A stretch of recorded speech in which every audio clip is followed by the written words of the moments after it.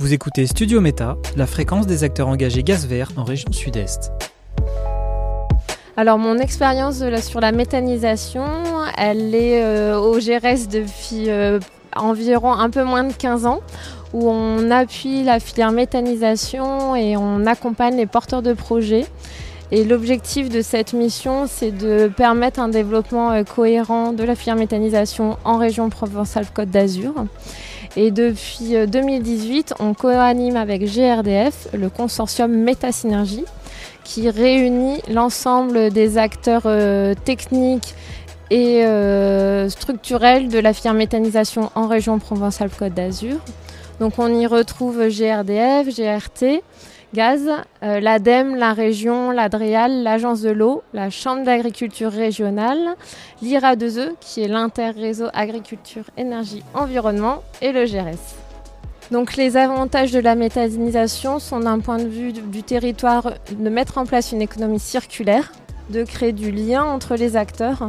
On a à la fois une valorisation des déchets, des résidus du territoire pour produire une énergie qui sera non délocalisable et renouvelable, donc aussi des emplois qui sont non délocalisables. Et on va produire aussi un digestat qui va permettre d'améliorer la qualité des sols agricoles. Ça va remplacer les engrais de synthèse et apporter aussi de la matière organique au sol.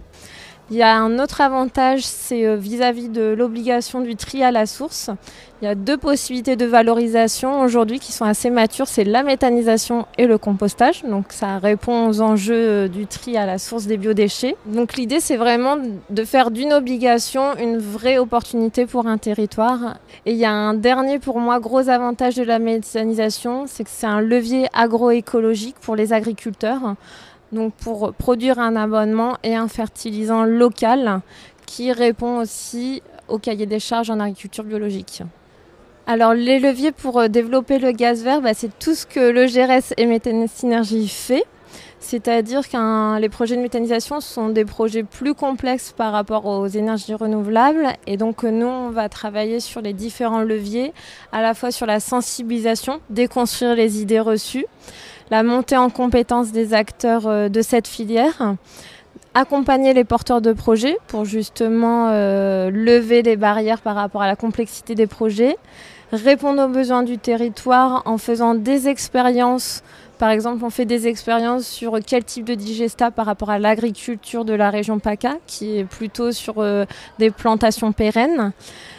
Des visites de sites, la mise en place de guides, d'outils. Il y a l'outil MetaZoom aussi qui permet pour un territoire de voir les potentialités de faire émerger un projet de méthanisation sur son territoire. Et le dernier point, on travaille aussi pour diminuer l'inacceptabilité des projets de méthanisation. C'est-à-dire, on prend le prisme de dire en soi, lorsqu'on modifie un environnement pour quelqu'un, c'est inacceptable et on va travailler ensemble avec les différents acteurs du territoire pour diminuer cette inacceptabilité et permettre que le projet réponde aux attentes et aux besoins des différents usagers du territoire. La région et en particulier le département du Vaucluse pourrait être un territoire de développement du gaz vert. Premièrement parce qu'il y a 1 million de tonnes de matière organique mobilisable en tenant compte des filières déjà existantes, sans déstabiliser ce qu'il y a en place au niveau de la région Provence-Alpes-Côte d'Azur. Et dans le Vaucluse, c'est à peu près 200 000 tonnes de matière organique qui sont mobilisables aujourd'hui. La majorité est agricole, c'est-à-dire 80% de cette matière serait d'origine agricole, ce qui veut dire qu'il y a de la place pour au moins 10 unités de méthanisation dans le département. Aussi au niveau régional, on a le plan régional Une COP d'avance qui place la méthanisation comme un outil, un levier pour répondre aux enjeux par rapport aux différents schémas régionaux. Tout cela, vous pouvez aussi le visualiser, le modéliser grâce à l'outil MetaZoom qu'on a mis en place dans Métasynergie et qui est en libre accès sur le site metasynergie.fr.